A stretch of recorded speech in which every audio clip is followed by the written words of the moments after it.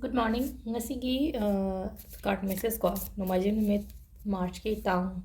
kuntaruki hapeta ying minarase ko ado Sunday numit se akoina use togada color se pink machu gumba maroon gumba minus is na be ai ko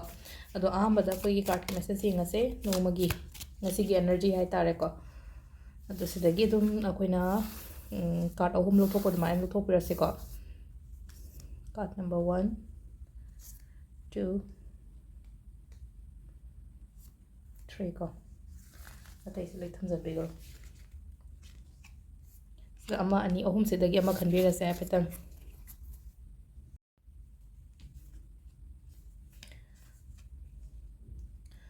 se leire ko card se ahamba khanba ngai ko confusion kitang lei ko hojik se confusion kitang lei na haira ka de ko thabak se engonda opportunities lakta badina te ba thabak ki matang da hair sina kwai first da thabak ki matang gi se haide engonda la ga so ina khanbam khangda ba chamam na bo ko pa katang lei ko adu na haide kitang clarity kitang pubira pa mayam darkar roi aduga same ngasai gi relationship ta ga haira ga so ko hai tare ka hana gi phataba experience kumba lei gi ba se na haide anoba da phatlaw so move on to bo ngam da bo hai tare ko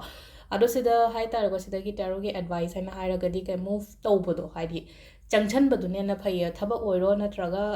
mi gi matang da ga oiro ko khalla ga sum lei ga no haidi mamang da khuthi gre na traga mamang da phat khedre du na haidi tung da su mai na dum phatloi hai ba gi keno leite ba sida afaba su la ka ni ba life sida ko ani shu ba se good news kumba kai kumba la o hai ba lei ko paisang sai matang da di mi ngon da pibi ra no haidi paisang sa pi ba acho bo paisa pi ga no ba macha musu di ka shu kai de ko haidi investment acho bo kumba kai kumba di tau da ba aduga haidi pau no hai ba kot pa admaina lak pa aduga khitang koi ba chat pa khot pa dum ba su lei ko chathok pa khotok pa dum ba su pi ri ko aduga home su ba gi se na ko mateng pa ngo mi gi ko mi gi mateng pa ngo angam mateng pa ngo he na di na ta ba ai na ngam ja ba da pang bi ba hai tare ko mi gi mateng ma pang bi ba se adu sida leire khoi gi card ki message na ko aduga timing of ba se ayu ki pung taru ka minute ni phu mari da gi na trama thoi ga minute kun phawum leire ko da gi 12 ga minute yankhai ni thoi da gi na ani ga minute kun mari phawum leire nung da waram gi na manga ga minute kun nipan da gi na nungdang athing haidi nungdang gi pung mapan ga minute yankhai ni thoi phawum leire ado atheng ba gi na